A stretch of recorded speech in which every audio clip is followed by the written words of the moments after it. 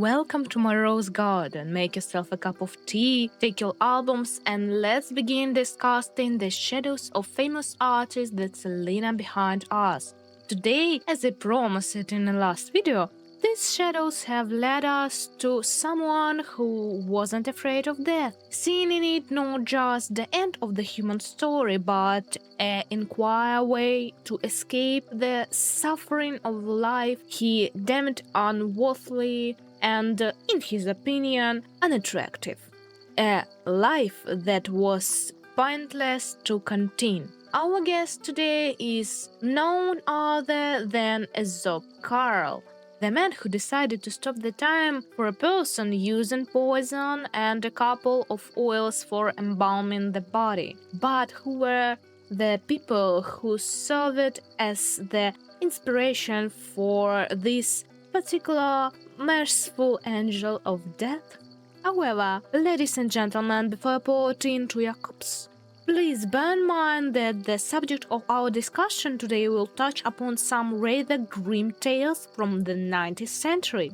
So, if your constitution cannot bear to hear of death, madness, and shattered lives, this garden is clearly not for you, and no one will detain you here.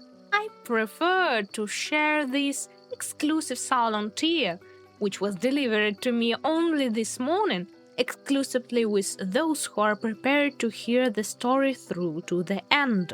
As for the rest of you, whose nerves are a little bit stronger, we shall finally look behind the corners. My name is Red Glove. Let's begin our tea party. Well, here we are moving to my second main, but this time from the survival side. Well, what did you expect? Of course, I'm going to start by analyzing my favorite characters first. So, this survival is my favorite mostly because of his mechanics involving teleporting into a coffin, rather than his backstory or design. Yes, unfortunately I missed out on all the cool skins for him, but that's beside the point. My absolute favorite move with him, which I love to use all the time, is to place the coffin in the one end of the map and run from the hunter at the other. That way I can buy the others plenty of time to decode in peace and drive the hunter a little crazy. However, I got distracting, excuse me. So what about Aesop's backstory? What makes it so interesting? After Aesop's mother died, Jerry Carl, the man who planned his mother's funeral, took care of him, and that's how he got the last name Carl. Aesop was banned an education because he had autism or some other shortcomings, which the school used as a reason to expel him. As a result, Jerry Carl began teaching Aesop the art of embalming as an apprentice. As it turned out, Jerry killed out of mercy those who, in his opinion, were not living well enough. Jerry tried to convince them to die by his hand, and if they refused, he injected them with bromide hydrate, a highly toxic embalming fluid. Over time, he taught this tactic to Aesop as well, convincing him that his actions were justified. Although Aesop assisted his mentor in the several kills, he was distraught when he learned that Jerry had also killed his mother. Jerry consoled Aesop, assuring him that she was meant to die. However, Jerry himself later met the same merciful end. For after a trip to their estate, he returned in a most pitiful state, and Aesop, following his own instructions, granted his teacher eternal rest. Well, that's the story of this character. Alas, an innocent child was taught that those whose lives aren't so easy or beautiful deserve to find peace whenever they want it or not.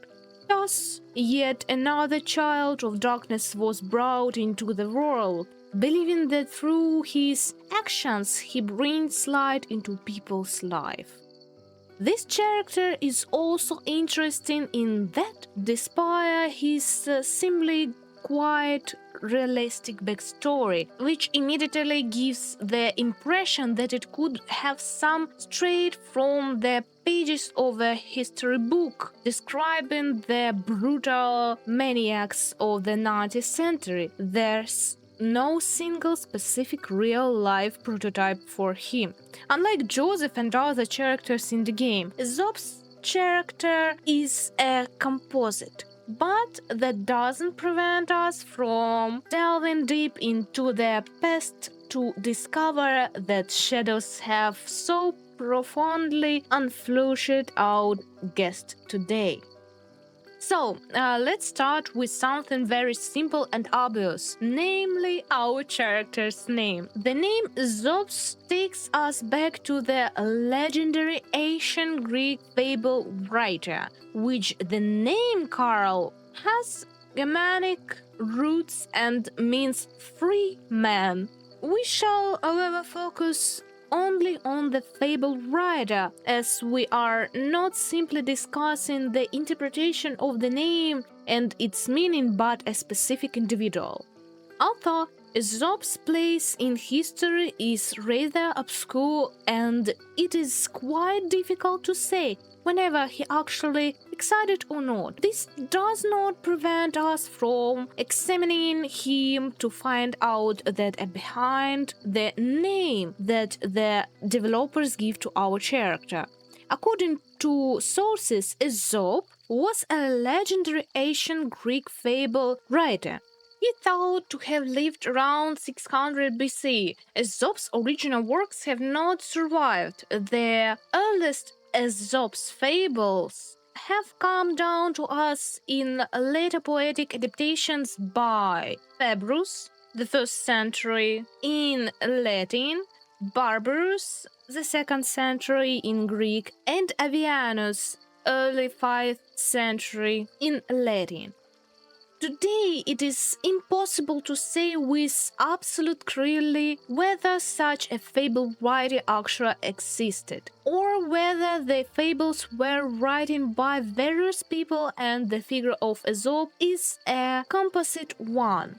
Information about his life is often contradictory and historically unconfirmed, as different philosophers and scientists have expressed completely different views. Tradition identifies Phrygia, Asia Minor, as Aesop's birthplace. According to some sources, Aesop was a member of the court of the Lydian king Chryseis.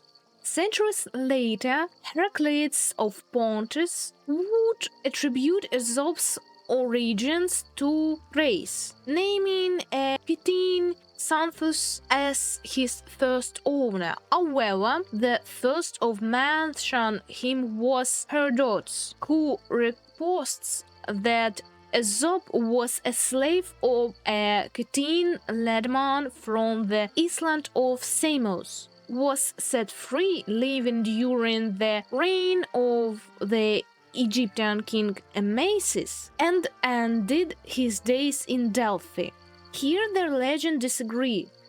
Some say he has thrown off a cliff, others that he was stoned to death, but the gist is the same. According to the tradition, Aesop was specially accused of stealing a golden ball from the temple of Apollo. It has simply been planted in his bag during a search. An injured mob took the law into their own hands, and it was only some time later that Aesop was acquitted, which the citizens of Delphi were forced to pay compensation for the grandson of his former owner.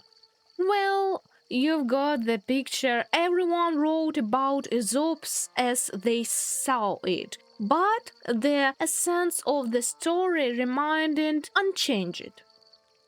It is the image of a clever slave who earned his freedom through his talent, but perished because of human malice and blindness. So, what do we end up with? I would say that just as Aesop taught people lessons through his fables, undoubtedly there is even a special term Aesopian language. This refers to a hidden, veiled a way of expressing one's thoughts, full of innuendo and allegory.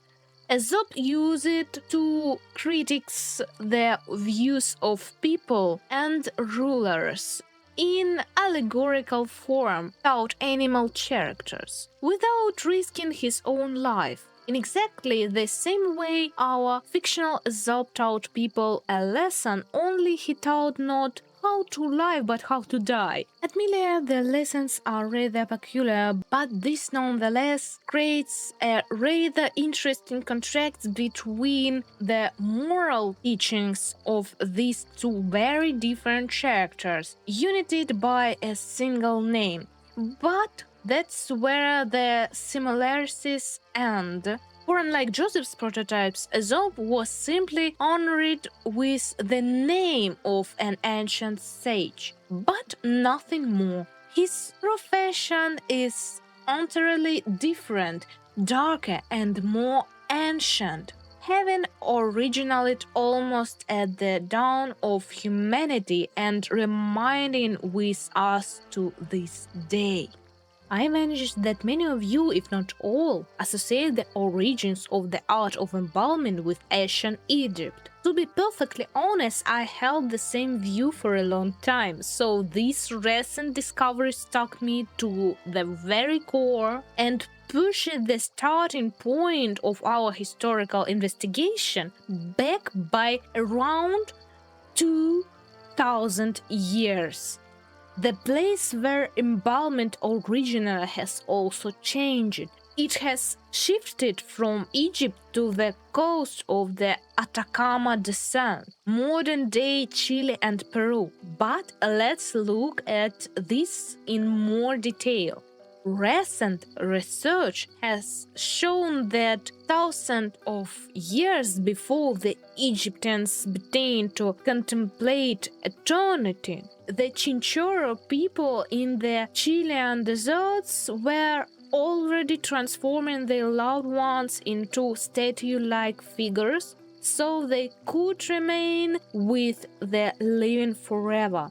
They didn't build pyramids, nor did they seek divine immortality. They simply could not bear to let their children go. They transformed bodies into doll-like figures so they might remain with the living for as long as possible. The irony in that the very process of preserving them was deadly dangerous due to the toxics they worked with. They were the first to attempt to halt the natural process of decay without realizing the price they would pay for. This entered the spy to postpone the moment of parting rather than life forever someone out there in another world can also be traced in their mythology.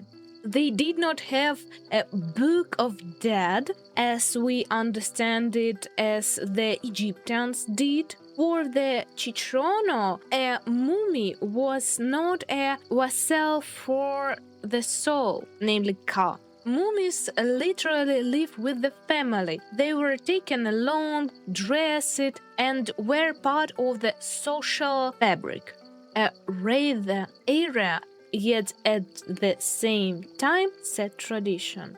But how did they create such durable mummies? The process involved several stages. First of all, the mummy maker removed all the internal organs and even the brain. This was necessary because soft tissue is not instantly in a hot climate. The bones were stripped of flesh and the body itself was literally halved or cut into pieces. To restore the body shape, wooden supports were installed inside, often along the limbs and spine. The body was stuffed with plant fibers, grass, animal wool, or even reeds. In fact, they were not creating a mummy but a human effigy. The skin, which had been removed during the process, was stretched back over the stuffing. However, as the skin was often damaged or did not fit perfectly, it was replaced with pieces of animal hide which were coated with a thick paste made from ash, clay, and egg white. The final stage involved reconstructing the face, giving it a human appearance using the same clay paste. Often a mask which holds for the eyes and mouth was placed over it. After this, the mummy was painted. The color varied depending on when the mummy was created. In earlier centuries, they were black, achieved using magenta, whilst later they were painted red using ochre. It is very similar to how our Aesop sought to give a person a beautiful and eternal appearance, isn't it? And ladies and gentlemen, if you're still here, which I hope you are, because after the information I've just shared, even my Tia has gone a bit down the wrong way. Let's move away from such gruesome details and talk about ancient Egypt after all. We won't go into much detail here, as I'm sure many of you are familiar with stories about Egyptian mummies and how they were made. We'll simply touch on the difference between the two cultures. As I've already mentioned, the Egyptians had a rather interesting book, a sort of guide to the afterlife, the Book of Dead, which I've already touched upon briefly. The Egyptians treated mummification with no less reverence than tincture, though their purpose was different. For them it was a ritual of passage to the afterlife where every detail mattered. Hence, the body was dried out so that it would remain unchanged, and the organs were not discarded but hidden away in special vessels. This ritual was even immortalized in mythology, where the first mummy was created by the goddess Isis herself to resemble her husband Osiris, after which he was resurrected for a single day before departing to rule the realm of the dead and preside over the judgment. Undoubtedly, the Egyptians did leave one organ in the mummy, the heart. After all, one couldn't appear before Osiris' court empty-handed. You can bribe your way out of it with a cake, for the god would place the decedent's heart on one side of the scales and on the other the feather of the goddess Maat, a symbol of true order and justice. If the heart was light, free from evil, the person would go to paradise, the fields of yellow. if it was weighed down by sins, their heart was immediately devoured by the monster Amat, with the head of crocodile, the body of a lion, and the hindquarters of hippopotamus, which meant the second death, complete non-existence. Fancy another interesting fact. The Egyptians did not trust their hearts by 100%, because, imagine this, it could testify against them.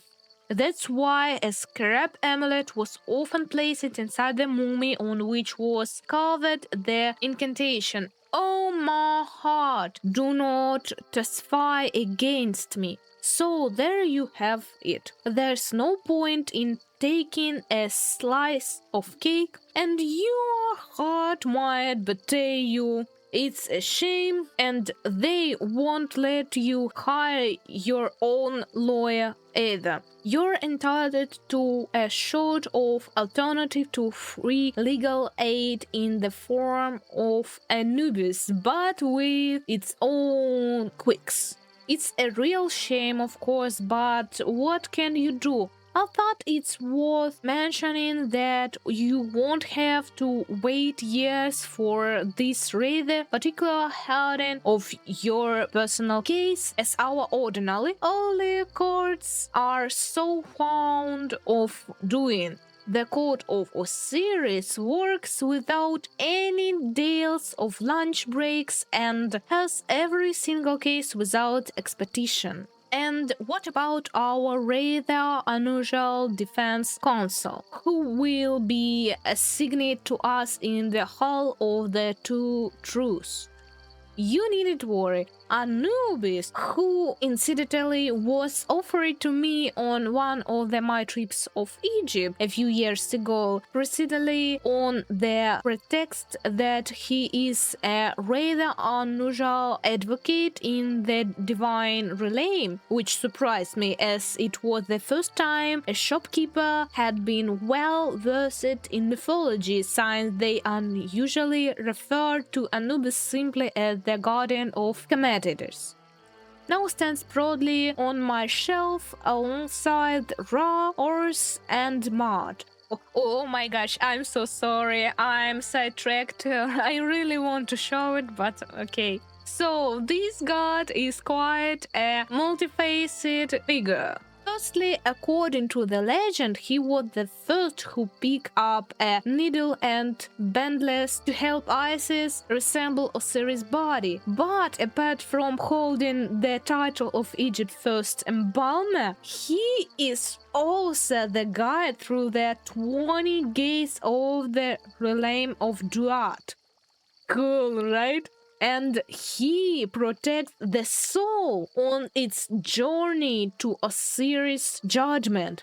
Yet his duties did not end there. During the judgment, he not only placed the heart of Ma'at's scales, but also ensures that they function correctly. In this way, Anubis is very much like modern-day lawyers who defend their clients, unlike Aesop Carl, who will... let's just say he wouldn't really have defended anyone in the court. Rather, he would have been the sort to judge people based on his own personal convictions without regard to the letter of the law. And it's very bad, but...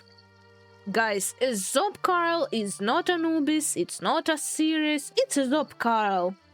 So guys, let's leave our gods alone for a moment and take a tiny leap into the future, some 4,000 years ahead, specifically to the 19th century. It was during this era that death caused it to be a divine judgment and became a purely logistical problem. Until then, many scholars and longed to discover how to perceive a person's appearance even after death. For example, one of the fathers of modern medicine, Ambroise Paré, the semi-legendary Alessandro Giuliani, the first female medieval anatomist, and even Leonardo da Vinci all worked on this problem. By the 17th century, the Dutch anatomist Friedrich Roch had developed the new method. The body was not only treated with perseverance on the outside, but solutions were also injected into the bloodstream, which solidified inside the preserved the person's appearance close to that it was in life. In the 19th century, embalming took on a new role. It began to be used to temporarily preserve a body until the funeral, so that loved ones could say goodbye to someone who had died far from the place where they wished to bury them. For example, in 1805, British national hero Admiral Nelson was killed during the Battle of Trafalgar, and his body was placed in a container filled with brandy, alcohol, myrrh, and camphor.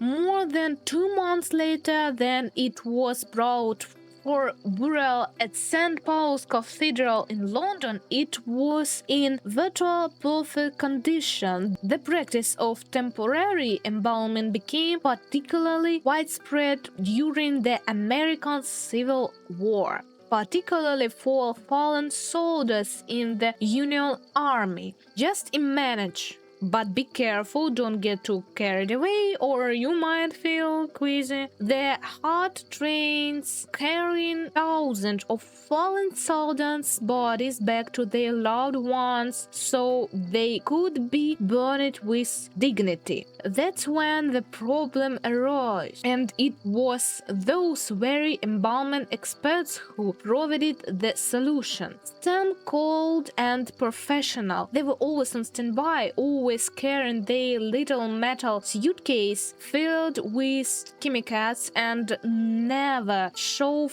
any sentimentality toward those in their care. These people were very much like our own Aesop Carl. He too neither parts with his little suitcase, ready at any moment to take a fallen ally under his wing. I'd like to point out that the profession of embalming itself was one big paradox. Why? Well, what can you do? People are always afraid of unknown and of anything that goes beyond their understanding or aesthetic taste. The same was true of those in this profession. They were both feared and respected. They were respecting the performance of miracle, restoring the appearance of a loved ones to the family, erasing the traces of pain, war, and decay. But at the same time, they were feared. In the society, abased with purity and the life in the afterlife, a person who cuts up the dead was perceived as someone who had made a deal with Satan. They were respected outcasts of society who knew things about the body that neither a priest or a doctor knew. But do you know where else the art was applied? You don't believe it. Photography. But don't be too quick to think your conversation partner has gone mad.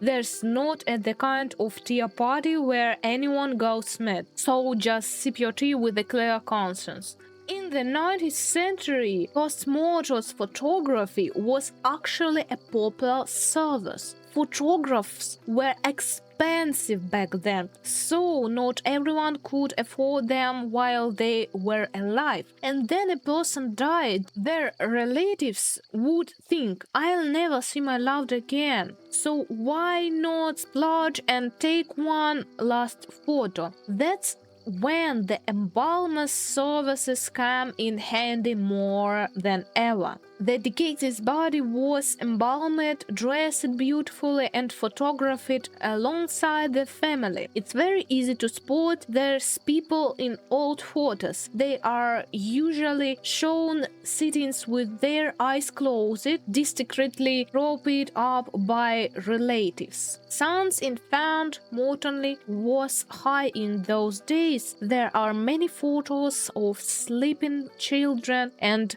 grieving parents, so there was this specific use for embalming as well. However, it's now becoming clear why people associate the Victorian era with mysticism and the afterlife. People in that era were quite inventive in their methods of halting the decomposition of the body, though they could not prevent death itself.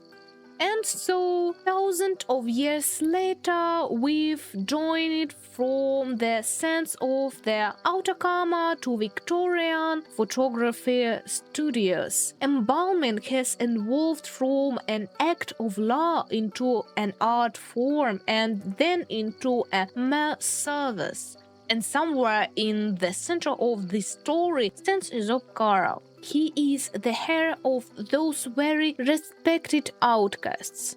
He doesn't just perceive bodies, he grants them the eternity once through by the pharaohs and the memory for which the Victorians would spend their last penny. The only problem is that his subject never asked for this service.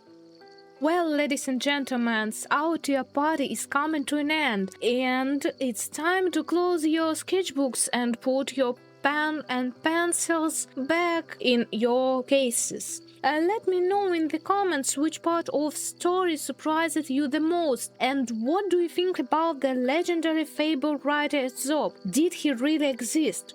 Subscribe to the channel so you don't miss our next tier party. Also, don't forget to visit our Discord channel. There you can share the drawings you created while watching this video. I'd love to see what my story inspired you to create. I hope we'll meet again in this garden, because there are still so many whose lives have become the embodiment of their past mysteries.